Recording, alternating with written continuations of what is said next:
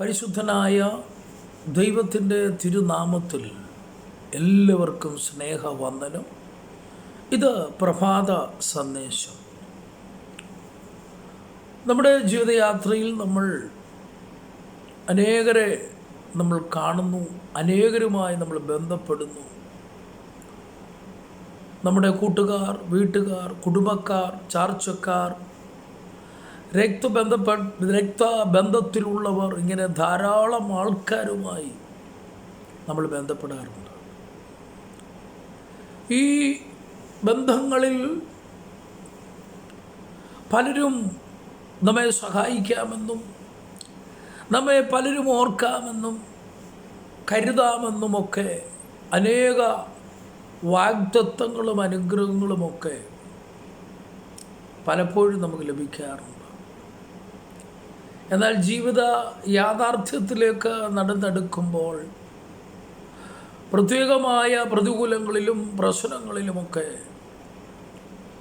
നമ്മെ എത്രയും സ്നേഹിച്ചവർ, നാം കരുതിയവർ, നാം സഹായിച്ചവർ, പലരും സഹായിക്കാമെന്ന് പറഞ്ഞവരൊക്കെ ജീവിത യാഥാർത്ഥ്യത്തിന് മുമ്പിൽ വഴിമാറിപ്പോകുമ്പോൾ, അകന്നു മാറുമ്പോൾ, പലരും നമ്മെ മറക്കുമ്പോൾ, എന്നേക്കുമായി മറക്കുമ്പോൾ,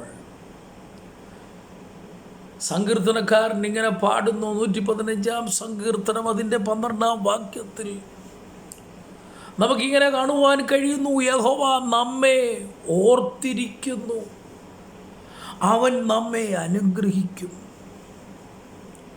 ഇവിടെ രണ്ട് കാര്യങ്ങൾ സങ്കീർത്തനക്കാരൻ കൂടെ ഓർപ്പിക്കുകയാണ്. ഒന്ന്, യഹോവ നമ്മെ ഓർത്തിരിക്കുന്നു. പലരും മറന്നു.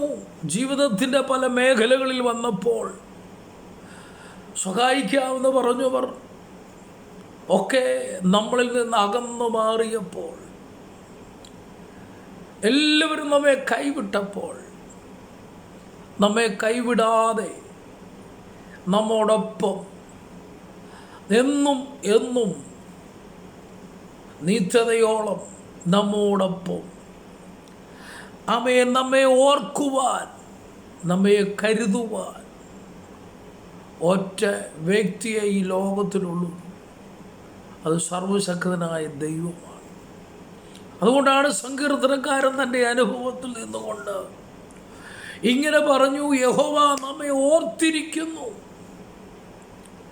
അവൻ നമ്മെ അനുഗ്രഹിക്കും.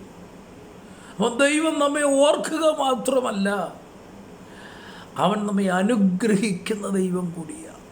അനുഗ്രഹിക്കുന്ന ദൈവം. നമ്മൾ നമ്മുടെ കഷ്ടതയിലും ഭാരത്തിലുമൊക്കെ അനേകരെ സഹായിക്കുകയും കരുതുകയും പല വിധത്തിൽ ശാരീരികമായുമൊക്കെ നമ്മുടെ സമയവും പണവും നമ്മുടെ അവസരങ്ങളും പദവികളും എല്ലാം ഉപയോഗിച്ച് സഹായിച്ചവരും കൊടുത്തവരുമൊക്കെ നമ്മെ മറന്ന് അകന്നു മാറുമ്പോൾ, അകലാത്ത, എന്നും നമ്മെ ഓർക്കുന്ന, ഒന്നുകൂടി എടുത്തു പറഞ്ഞാൽ നമ്മെ കരുതുന്ന, ഒന്നുകൂടി എടുത്തു പറഞ്ഞാൽ നമ്മെ അനുഗ്രഹിക്കുന്ന ഒരു ദൈവം. പ്രിയ സഹോദരങ്ങളെ, ആര് മറന്നാലും നമ്മെ ഓർക്കുന്ന ദൈവം. ആര് മാറിപ്പോയാലും, ദാവീദ് ഒരിക്കലിങ്ങനെ പാടി: അപ്പനും അമ്മയും എന്നെ ഉപേക്ഷിച്ചിരിക്കുന്നു, എങ്കിലും യഹോവ എന്നെ ചേർത്തുകൊള്ളും. നോക്കിക്കേ, സ്വന്തം മാതാപിതാക്കൾ അകന്നു മാറിയാലും, സ്വന്തം കൂടപ്പിറപ്പുകൾ അകന്നു മാറിയാലും, അകലാത്ത, നമ്മെ ഓർക്കുന്ന, നമ്മെ ചേർത്ത് നിർത്തുന്ന, നമ്മെ അനുഗ്രഹിക്കുന്ന ഒരു ദൈവം. ആ ദൈവത്തിൽ നമുക്ക് ആശ്രയിക്കാം. ഭാരപ്പെടാതെ ദൈവത്തോട് ചേർന്ന് നിൽക്കാം. ദൈവം